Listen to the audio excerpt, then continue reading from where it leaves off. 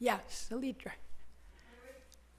Oh, we're going to pass the mic, especially the streaming folks can actually hear the questions. I'm loud. I'm loud.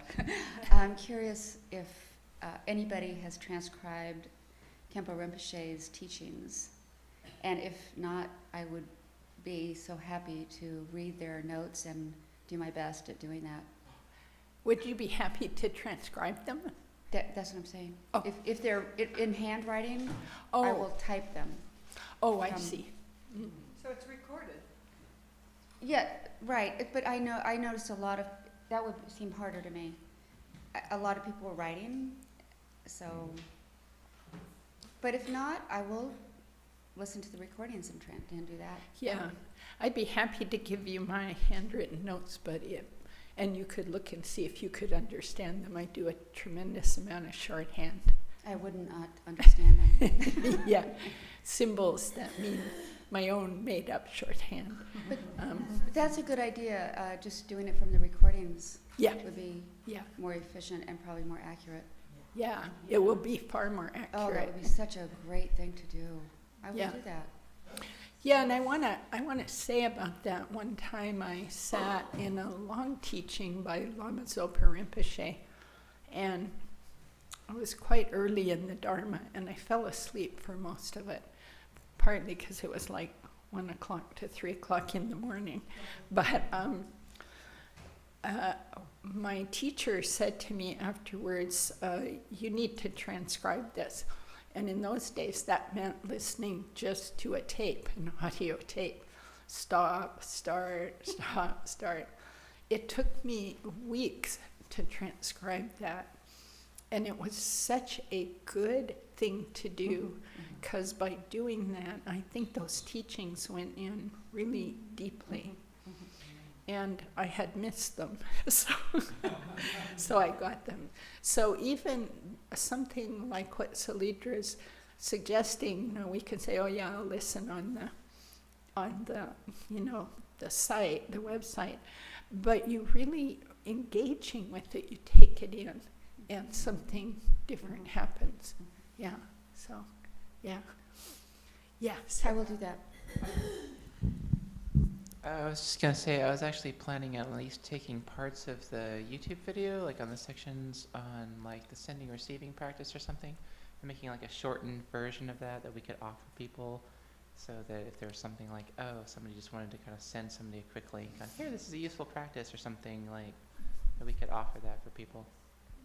I think that'd be great. You can just put it out on the community list. Diane, we're using the mic. New protocol. I was wondering if we could put together a little book of our photos from the week, and make that available in our little bookstore or something like that. So we could have that as a memento of the week. Yeah, I think all of these are great. We just need someone to step up and say, I'm excited about it, I'll do it. As I mentioned, I asked Linda about this. Does anybody have any photos that were taken of those of us who took refuge? Took refuge. That question went out on the community news. Did she? Yeah. I don't know if I got the email for that. Okay, I'll have to check. Okay, What was the answer, Linda? Margaret Jansen. You could email her. She responded to that request on the community, so email back to her and she'll probably send them to you. Okay, that'd be great. Yeah, because I remember somebody took pictures and I was like, not sure who. So. Yeah. Might be in the video too. Okay. I'm going to put Will on the spot here because I know that Will's an artist, graphic artist. Would you put a book together if people sent you pictures? Do you have that skill? Just a little booklet? Is that a skill that you have? My book can do that. Yeah. I'm an artist. I draw stuff. There we go.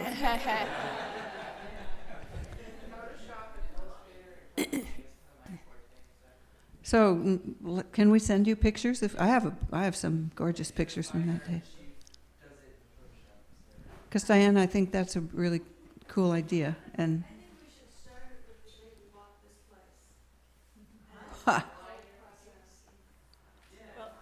Okay, that's a big idea. We should move that out of Q&A and into a big idea, but that's a great Maybe we big can idea. get the group that's really interested in this, carrying the details. Everyone's interested in the end game, but you all can talk with each other how to make it happen. Great, thank you. What Sally is showing me a bin that says items to SCOL. So this bin used to be in the basement of Monroe, and it's going into, what's that called? The Interview room. interview room. And if you have something to send out to the 3-year retreatants, you can put it in there. And I encourage people, especially if you have never sent something out to them, when we were in 1-year retreat, and I'm sure this was true for Dora and Bill in their 1-year retreat, it's very, very nice to get gifts from the Sangha or little cards that just say, I'm thinking of you, thanks for what you're doing. So you can put them in that bin, and when someone drives out there, they'll take it. But we used to get wonderful little treats, and it was helpful because you can't go to the store ever. Okay, what else? Yeah, Sarah. Maybe a practical question. I remember when I used to live in the monastery. A practical is it working? Yes. Okay. I used to, live at a Zen monastery. Sometimes the monks would put out things of items they need, like toilet paper or like unscented deodorant or things that they were particularly low on or something like that. Do they have a list of stuff like that they might need that they could put out? No, and we don't encourage. It's different in a monastery and a 3-year cloistered retreat. They get all those things. Okay. They get those. So they're well stocked on at least the basics and stuff. Okay. Yeah. But thanks for checking. Yeah, because it is true in monasteries that in general the community will put a list out of what they need. Otherwise, they get many things they don't need, and it becomes a thing to pass them on, etc. This isn't like that. This would be just something you would like to give. Oh, okay, cool. Yeah. Thanks for asking.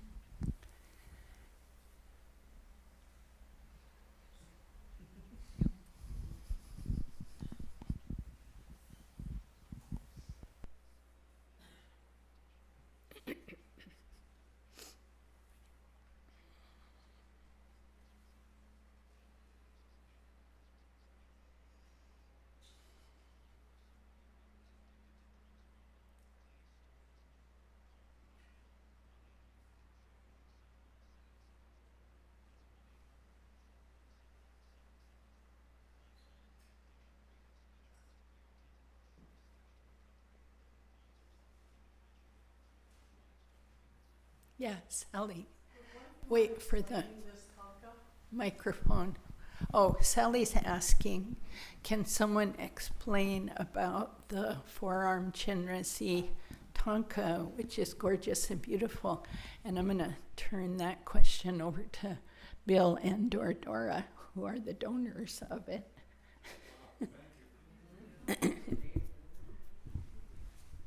What is it you want to know?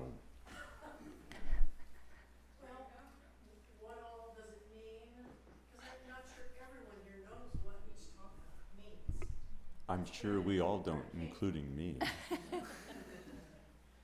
just a trick question. I won't take just a trick question. I want to hear something of what your question is in it. What is your question in it? Well, I have looked at Chenrezig Thangkas before, but there's slippage of memory. And so I'm not really sure what all of the figures are in it. I understand about the 2 arms, 2 legs. 4 arms. See, there you go. Starter. But it's just such a beautiful and important piece that it seems like anything you can explain about what is in it would be helpful.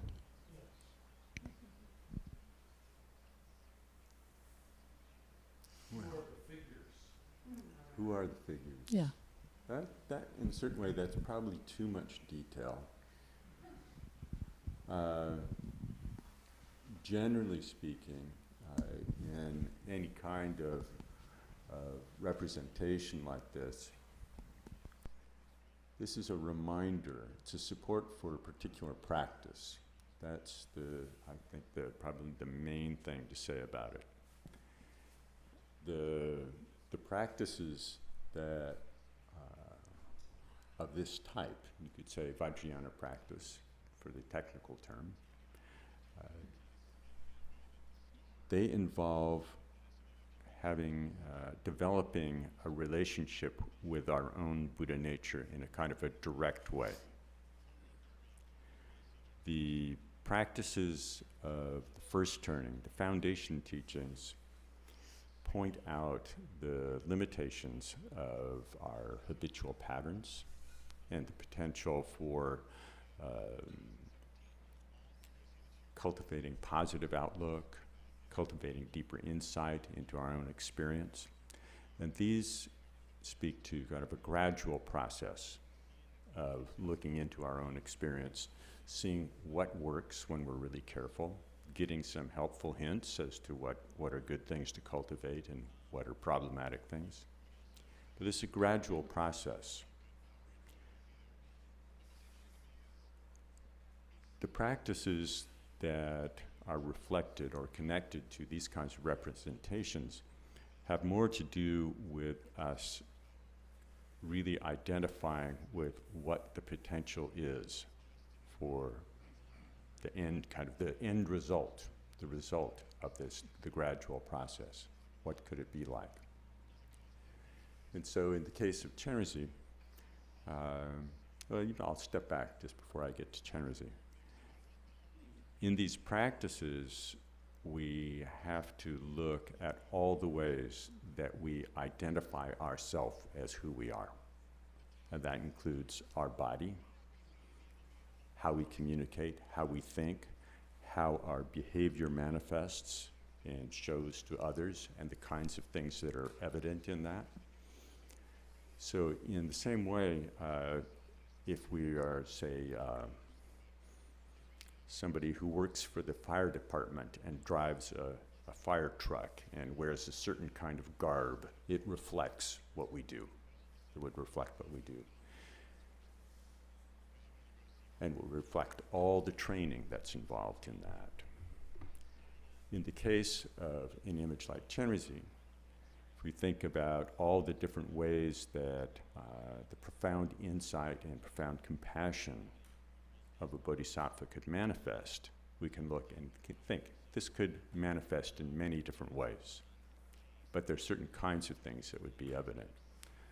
So in this case, just to pick one element as a kind of a point of departure without going into too much detail, there are 4 arms. Well, we usually don't think of our form as, well, that's 2 extra, last time I counted.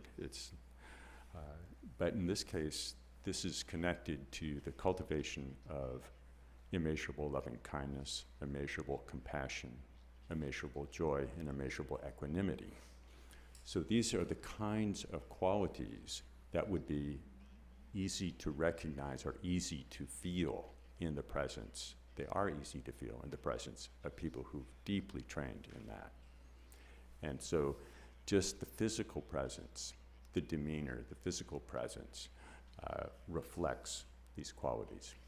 So in this case, instead of thinking of ourselves in an ordinary form and then how would we just gradually improve that, if I think about my body and my limitations, now thinking in round decades, the closest one is going to be year 70, I'm not going to be improving in all kinds of ways in an ordinary sense, physically.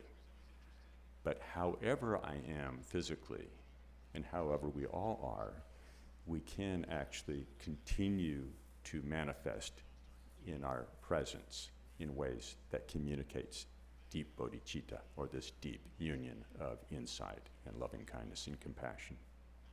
So we continue to express that. So this gives us a way to identify with that And so that's kind of the heart of why we would have representations like this, is so that we can support this kind of practice, so we can be reminded of that. So you turned it to me, so then you have to also be the one with the hook to say, Well, done. let's see. I mean, it's Is that helpful? And there are many, the figures around are, you could say, close relatives. They're close relatives. Yeah. They're or there are a lot of ways you could just kind of make a metaphor for that. Just as somebody who, like Mother Teresa, undoubtedly had many people right around that helped out in very specific ways. So you could say those around kind of like that. Is that Amitabha at the top? Yes. And so I don't know if that's what you're asking, but I'm curious about what Amitabha's relationship, or what the purpose is, or Something like that.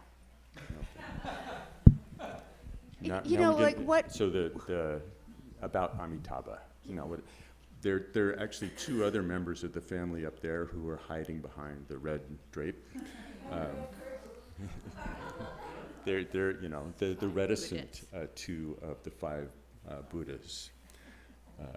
That's actually just a joke.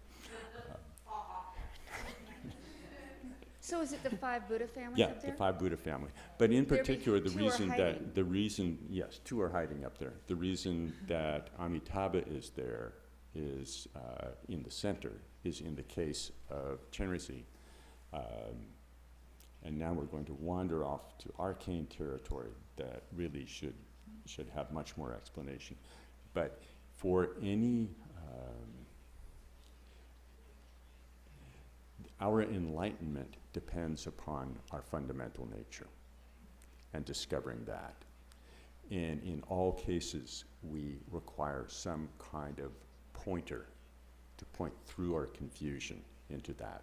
And in the case of Chenrezig, or Avalokiteshvara here, we would say that the Buddha Amitabha is the one who's pointed that.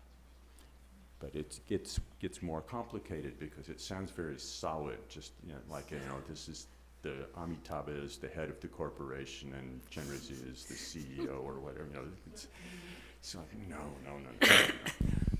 But it gets complicated, like Chenrezig, the manifestation of insight and loving compassion that we can identify in terms of relating to Chenrezig.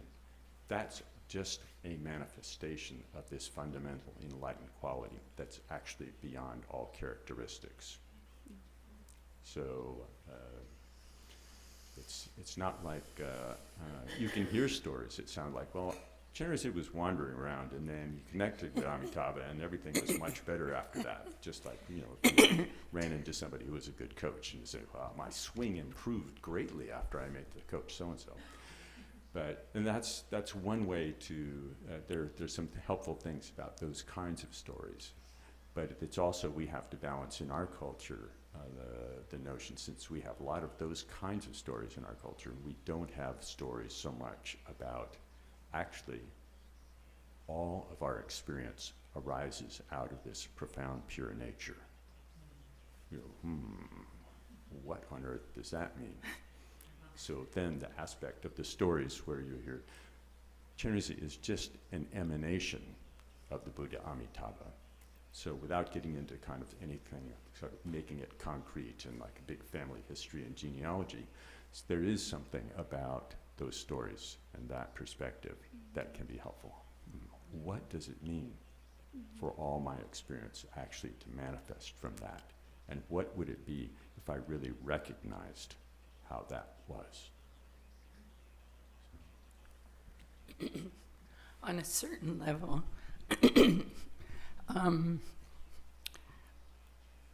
we can think how our life goes better if we go around and we have the off-the-cushion practice of, I see the Buddha nature in you. So if I carry that to work, home, you know, driving down the street, Buddha nature in everyone. We probably act a little kinder, a little gentler, a little more in conformance with reality. So again, looking at my first comments and Khenpo Rinpoche's first comments, it kind of loosens our bubble, this tight eye going around the world, which bumps into other eyes, and conflict occurs. So to me, this is like Vajrayana can be another step, like I can see Buddha nature, but I also can start imagining I function in a place where everyone is of this kind of pure nature, and so am I. And, you know, these symbolic things, arms and legs and everything, you eventually learn what they mean, guided by the Buddha Amitabha. So these are all ways of us working because we're physical. We've got 5 senses pouring in constantly, except when we're in deep sleep. Sight, sound, smell, taste, tactile objects. And then we have this mental sense that's very active, taking those experiences and rather than seeing them as fresh, flattening them out and making them fit my bubble. They don't fit my bubble, I throw them out. So all of these are ways to try and work ourselves out of that. So we, the teachers use color, 5 Buddha families, 5 colors. We're affected by color, and each of those has a quality to it. I'll just use one example I really love. Green with envy. A lot of these go to our common sayings. So the Amoga City Buddha has a gesture like this to stop jealousy. See, so each one has something like that, and they're very wonderful to learn about because I think they draw us in to spaciousness and into using the 6 perfections and the 4 immeasurables. So that's other ways to kind of tie as Bill was referring to, the fundamental first turning, where we want to act with ethics and we want to understand karma and we want to understand suffering, and to move then to this kind of brightening our minds place. And that's what these empowerments are about, is introducing, because someone like Khenpo Lodro Donyo has this one-on-one, I don't even know it would be none-on-none. He has a none-on-none relationship with Chenrezig. So when he gives us an empowerment, he's introducing us to that energy, almost like my teacher said, he's taking you and saying, you know, I'm introducing you to this, and now you can be in that mandala. So this kind of power passes. It's completely ephemeral, but something does happen. And then when you do the practice, it grows because you've been introduced by someone who is the practice. Yeah, Tracy, you've got something. Thank you. Thank you. That was so beautiful and helpful. If it's green, it's on. If it's okay. Hello? Yes. I have questions about how to start the practice. And I don't feel like at this time I can show up every Wednesday to come and do the practice here, which seems like that would be fantastic to be able to do. Do you have recommendations? Yeah, there are books to read, and we have them in the bookstore. Some of them are quite small and just quick introduction. Some of them are longer, but really coming as much as you can and then doing that same practice at home.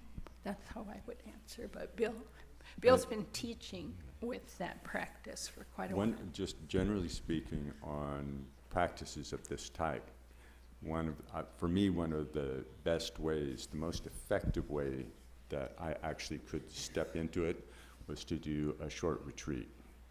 So, because that allows you to actually have the time when you're not trying to fit something into your day, and you can gradually, without a sense of kind of panic and rush, kind of meet some of the details in the process of learning the practice. This is one of the principles. With calm abiding, it's like, so you put your mind, your attention on the breath. If it wanders, come back. And then you can pass the test on what the instructions are quite quickly. In terms of learning a practice like Chenrezig, there's much more process to the learning. And so it helps to have some space to do that, and to do it in a repeated way until you you get the hang of, like, it's like, ooh, yeah. If you swing like that and you actually keep your eye on the ball, oh, that's cool, went over the net. So if you take that principle and say, okay, then if I can't do several days of retreat with some instruction, then what does it take? And it actually does take kind of an orderly process of learning the practice, learning what's the sequence in the practice, what are the elements of the visualization, how to relate to the elements in the visualization and the recitations. So it does take some time, and one of the classes that we planned for earlier this spring that just kind of got shooed out of the way when all the construction was going. I was going to do a series on Chenrezig practice, so that will come up in the next months, and I have I titled it "Just Who Do You Think You Are?"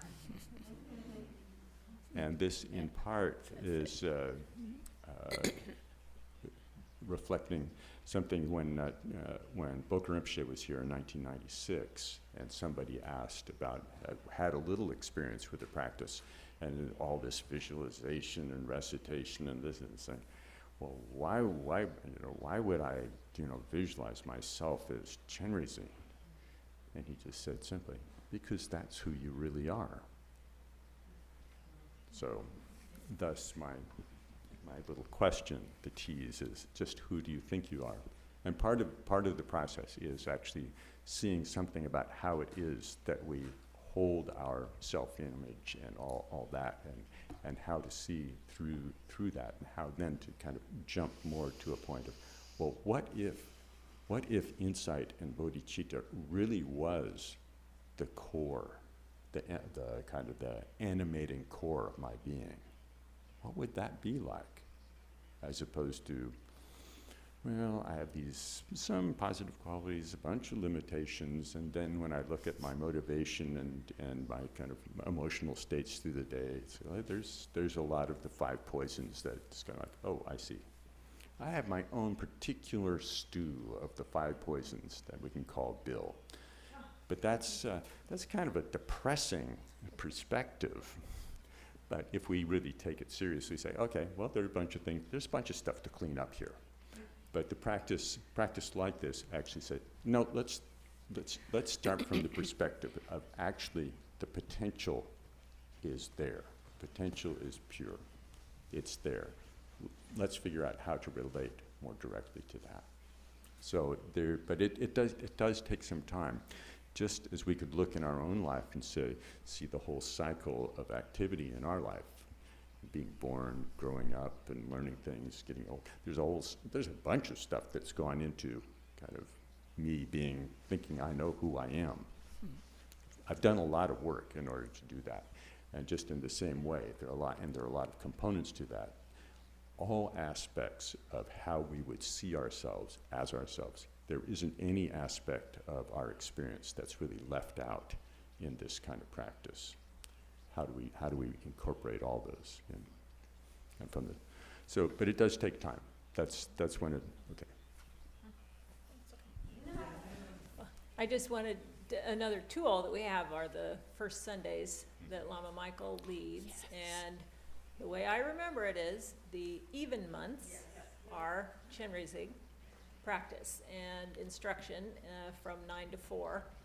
And so it's not, usually he doesn't get, he can't give all of the instruction for the practice in one day, really, because we're doing some of the practice, and he'll sometimes give some background to Vajrayana practice, and then we may go through some details, and then other days we go through other details. So it's nice to do that repeatedly to get, just to get, not expecting that you'll get it all in one shot, but it's a cumulative process. Well, on our YouTube channel, every Sunday for a couple of years is on there, so you could go and, put together a mini retreat where you just studied for yourself, maybe pick 5 different Chenrezig Sundays and do them, and you'd have a big picture by then. There were also, I don't know if it's transferred over from Ustream to YouTube, but I did a couple of Wednesday evening introductions that were more compressed. And if you get deep into our website, in some of the menus about teachings, separate from the YouTube channel, there are links to some older retreats and things that were done in past years, and that's a gold mine if you need to be studying at home. There's the first few years that I came here, I just went around in that menu for a lot. There's an incredible amount of stuff in there. I just wanted to mention too, for anybody who has specific questions about like the meaning and symbolism of some of the deities and images, there's a series of books by Vesantara called Meeting the Buddhas, where they put out, it used to be originally one giant book that they put out, and then they broke it up in like 3 or 4 different books for like the Buddhas and Bodhisattvas and deities of Tantra, and just kind of a nice brief summarized chapter where each kind of the main ones has kind of gone through and said, well, this is, the generalized meaning and symbolism and how this is kind of helpful. And at least I found that for me over the years, it's like kind of as we sort of practice and kind of get to know ourselves, I found with myself, it's like sometimes things just kind of start to jump out and go, oh, this might be helpful for me, and I'm kind of drawn to this, and this seems to be like, might be kind of an antidote to some of the things that I'm dealing with. And it seems like just kind of like that sort of forms, and just as, over the time as I've practiced, that seems to be something that's just kind of happened, where it's like, oh yeah, I think this just really feels good for me, this particular thing or something like that. But I do recommend this book. I don't know if we could get them in the bookshop, that would be great, but they're a really great series. By Vesantara.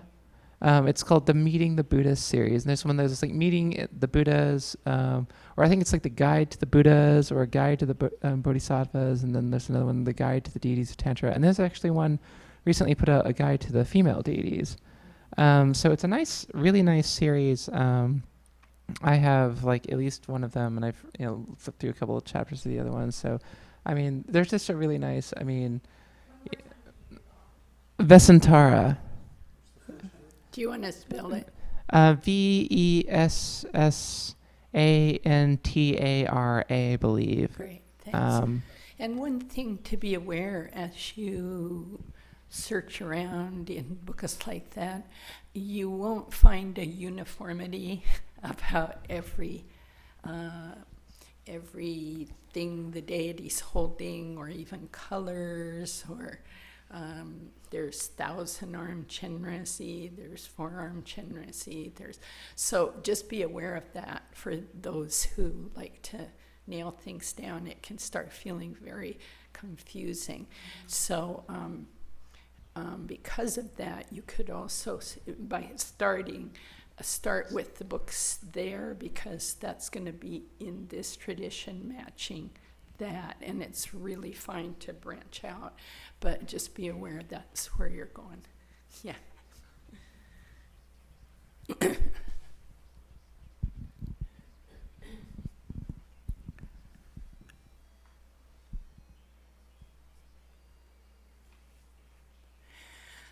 I think I want to share something from Kempo Lodrodonyo while he was here. He met with the teachers, and it was quite a wonderful meeting with him, to have some time with Lama Michael, him and the teachers here, and Jeff and Sally attended too, since they're now leading things, and we hope they do some more. And one of the things he said that really stuck with me, and I've been thinking about it this week, so I just thought to share it with you, is he said, we have to bring the Dharma to the West. And so we have this challenge of keeping it very authentic, keeping the roots, not changing, because ego will grab anything and twist it. So we all have to watch out for that we're not just making it comfortable for ourselves and our culture, but rather keeping the very authentic Dharma. But yet, just as the Dharma went everywhere, from India to China, Japan, Thailand, everywhere, it always changed. Up into Tibet, changed because culture affects. So we're watching that, and we're doing that. And as we come into this new space, we're already doing that. And each moment we're doing it, but balancing that, keeping it very authentic in terms of the teachings. I think that's why no one sits up here and teaches until an authentic teacher says, do it. We don't set ourselves up as, now I'm ready to lead a workshop, the way Westerners often do, because we're highly skilled, we're highly smart. So we do workshops, and suddenly we're the tea shop guru, But so I think that's one of the safety things is teachers, and I don't know what they're looking for, because I'm pretty sure I don't have it, but anyway, we're doing what we can with the material we have. So that's one. But, he said in the West, people are very drawn to the idea of emptiness and spaciousness and Dzogchen and Mahamudra. This sounds familiar, right? We want to know reality, right, as it is. We want to talk about and know about emptiness and the illusion and the true nature of the mind, and that's well and good. Andy said, touch on that a little, but go back to the practices that can lead you to that. And those are the fundamental practices. We need to return over and over to the four immeasurables, live our lives in those, return over and over to the six perfections, the Four Noble Truths about suffering and the end of suffering. Because we can't, and I'm kind of talking to myself, but I hope it's helping someone. There's a way I want to leap to that piercing through, but he was very clear it doesn't happen like that. The fundamental practices need to be done over and over, shamatha, all of it. The antidotes, knowing the antidotes to jealousy, to anger, to attachment, knowing those, seeing those kleshas in your mind and applying the antidotes. This is the work, the mind training class. So yes, we want all that experience of the ultimate truth, and we get there through the relative truths. So it's work. It's work. So I hope I think we are all doing the work and supporting one another in the work, but that's really what we need to keep doing. Yeah, just setting that foundation. The results will come. We kind of want to leap over the hard work and just be enlightened today. And that's great. It's great to want it. Yeah.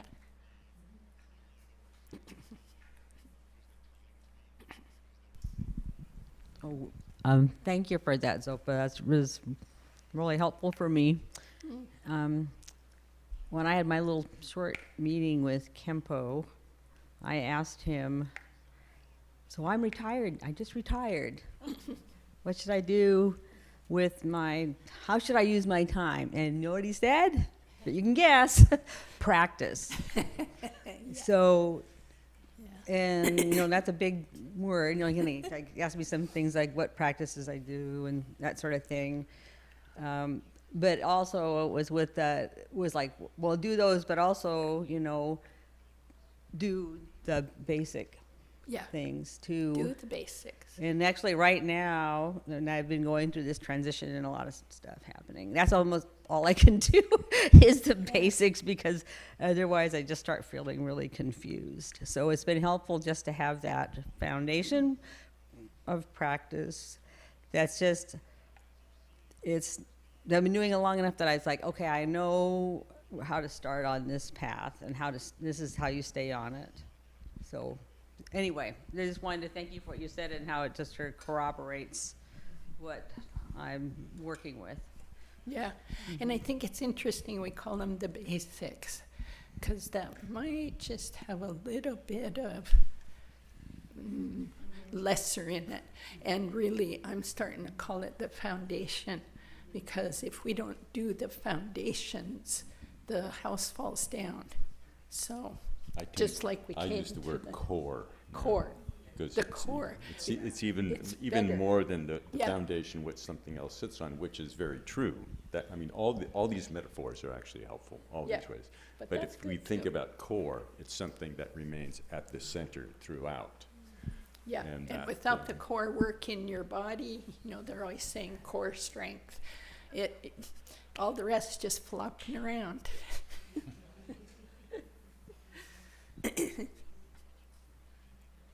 Salidra. Zopa, I can't tell you how grateful I am that you just said what you said.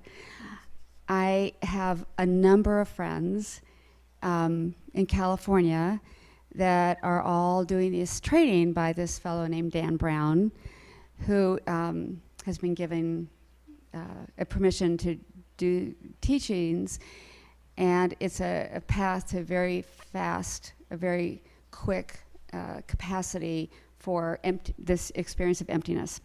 And they're traveling all over, they're doing all this, and they keep saying, Salidra, do this, it's so wonderful. And I don't know if you remember, but a couple of months ago I kept asking about emptiness, and tell me more about emptiness. Well, I mean, I only know smatter, little itsy bitsies of those. And it was so seductive. Yeah. And there was a moment I said, well, maybe I'll go. And because some of the teachings are actually at the Zen Center up here, and so they come here, they stay at my house, and then they go and come back with this experience. And I just kept knowing like in my body that that's not the path for me. That it just touches me so deeply that you said that, and the kind of the place that I've been, and I just kept doing more practice. Yeah.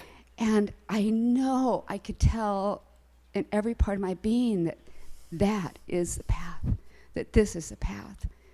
And it's the path to that, but I know that when if whatever that experience is completely, that it will be grounded. Yeah. And whole. Yeah. And mine. Yeah, thank you for sharing that. And we're close to the end, but first I'm only sharing what Khenpo Rinpoche said to us, so I'm just conduiting, hoping that I'm accurate. And the key, I think, in situations like that for me is, what's my motivation? Is it for me to feel good and blissful, which is okay, but pretty darn limited. So when we stick with our bodhisattva vow, our bodhicitta, we know whatever we're doing, whatever we're thinking, saying, or doing, we are doing for the benefit of others. So I can't judge that teacher path, and I wouldn't. It's probably perfect for some, and for others it's probably not going to be so good. But for me, what keeps me on the road out of my 2 ditches or getting back up on the road is the Bodhisattva way. You know, bliss is a sideshow. Bliss is a sideshow to liberation. Shakyamuni Buddha said this. He went beyond the 4 jhanas to full awakening. The jhanas are very seductive in this blissful, rapturous, that's some of the words, blissful, rapturous states. And if we get stuck there, the teachings are God realm stuck. Difficult to get out of because you can't even see you're stuck. You think you are it. I'm the Buddha now, but there's still a big I. So not really. So there's cautions, all kind of cautions about stepping into, and that's part of why Bill's careful about explaining things like this, or we're careful about talking about emptiness, mostly because we don't know anything about it, but we're careful because we can get into these blissful states that are all still about the ego, soothing the ego, but even more confused because you think you're there when you're not, and the ego has hijacked the Dharma. And again, I'm not saying anything about the folks you're talking about because I don't know, but that's for us. That's what we need to watch out for. And thank you. Yeah. I'm thinking of several stanzas toward the end of the Mahamudra Aspiration Prayer, which begin, there are 4 of them. The one that begins with, the bliss of non-attachment is continuous. Sheer clarity without fixation is free of obscuration. Passing beyond intellect, non-thought is naturally present. May these experiences arise without effort. Then, attachment to good and fixation on experience subside on their own. So there is these experiences will arise, but fixation on them is something, it will subside if we continue deeper into the practice. And then the next stanza, the nature of beings has always been full enlightenment. Not realizing it, they wander in endless samsara. For the boundless suffering of sentient beings, may overwhelming compassion be born in my being. While such compassion is active and immediate, in the moment of compassion, its essential emptiness is nakedly clear. This conjunction is the undeviating supreme path. Inseparable from it, may I meditate day and night.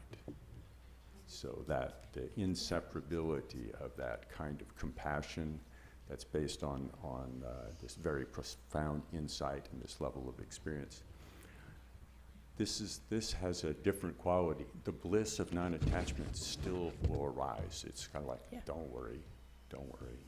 But fixating on that and fixating on experiences that arise in meditation is, it's very disappointing in the long run, actually. And I've met people actually who had authentic, profound experiences, but it was so different than their ordinary life experience that the gap was almost unbearable. And they didn't know how actually to practice in a way so that it all came together.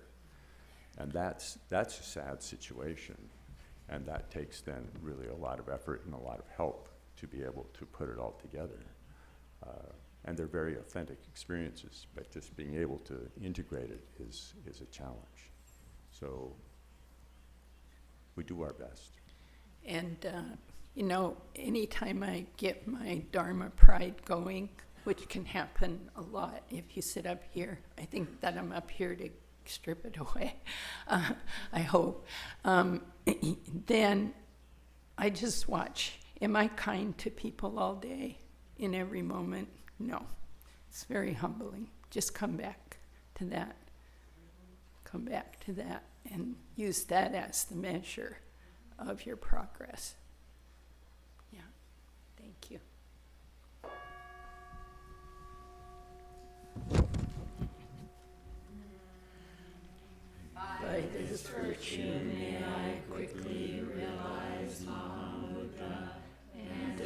establish all beings without exception in this state.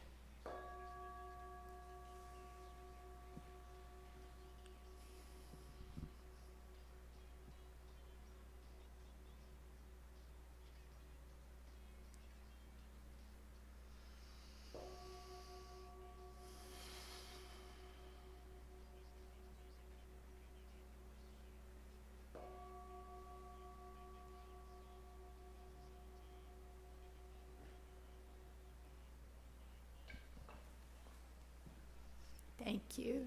Have a good week.